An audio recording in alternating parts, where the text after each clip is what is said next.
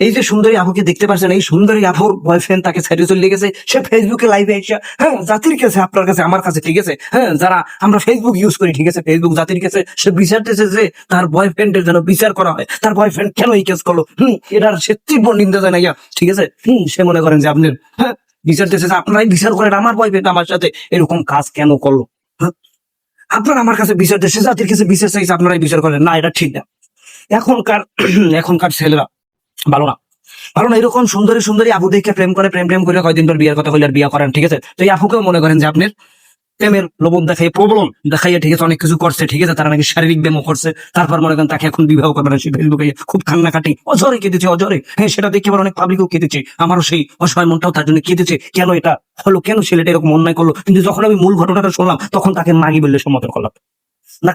কথা পুরো ঘটনা হয়েছে কি, এই মহিলা হয়েছে ইতালি, তার স্বামীর ভিসায় তার স্বামী তাকে ইটালি নিয়েছে, তার তিনটা বাচ্চা আছে, তিনটা, সেইটা রাইখে সে পরকিয়া করছে।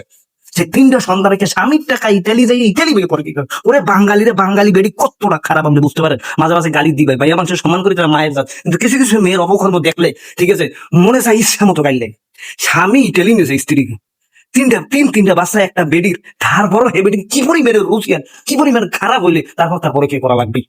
স্বামীর টাকা ইতালি যাই সেইখানে পরকিয়া করছে, পরকিয়া করার জন্য সে তার স্বামীকে নাকি ডিভোর্স দিয়ে দিয়েছে, এটা সে বলছে, শুনলাম যেটাতে। এখন তার প্রেমিকা তার সাথে, হ্যাঁ, শারীরিক ব্যায়াম করা হয়ে গেছে, এখন মনে করেন তার প্রেমিকা তাকে বিবাহ করবে না, ঠিক আছে, এই বলে সে কান্না করে ফেসবুকে অজরে কাঁদা বাসায় ফেলাইছে। আপনারাই বিচার করেন। মানে আমি এই ঘটনা পুরোটা শোনার পরে কি পরিমাণ যে গাইলেছি, মনে করেন যে, মানে বাঙালি ওরে নারী কতটা ভয়ঙ্কর আপনি একটা জিনিস ভাবেন। তার স্বামী তাকে ভিসা দিয়ে ইটালি দিয়ে গেছে তার ওয়াইফকে নিয়ে শান্তিতে থাকতে। দেশে থাকলে হয়তো উল্টাপাল্টা হইতে পারে, পরকীয়া হইতে পারে, সেই ভয় তো দিছে। বা ইটালি যারা আছে তার অনেকেই তার ফ্যামিলি নিয়ে যায়। বেডি মনে করেন ইটালি থেকে সেখানে যাইও তার পরকীয়া করা লাগছে। এখন এই বেড়ায় এর স্বামী, অরিজিনাল স্বামী, তাকে উদ্দেশ্য করে আমি বলি, আপনি যদি পুরুষ হয়ে থাকেন, আপনি যদি এক বাপের সন্তান হয়ে থাকেন, ঠিক আছে, যদি আপনাকে একজন ভাবে জন্ম দিয়ে থাকে, তাহলে এই নারীকে আপনি কোনোভাবে দ্বিতীয়বার সুযোগ দিবেন না, না, না। এটা আমি একটা পুরুষ হিসেবে বললাম। আমি জানি ভিডিওটা আপনার কাছে পৌঁছবে না, কিন্তু তারপরও এটি বলতেছে যে আপনি তাকে দ্বিতীয়বার কোনোভাবে সুযোগ দিবেন না। যে পাপ করছে ও, ঠিক আছে, ওর তিনটা বাচ্চা চিন্তা করবে, তিনটা বাচ্চা হওয়ার পর কি পরিমাণ খাউস আর খিদা, ঠিক আছে, তারপর তার পরও কিছু, তাও আবার ইটালি যাইয়া স্বামীর কাছে যাই, সেইখানে যাই পরে গিয়েছে। দেশে থাকলে তো কত হয়েছে, একটা স্বামী ধারে নাই, কি করবে।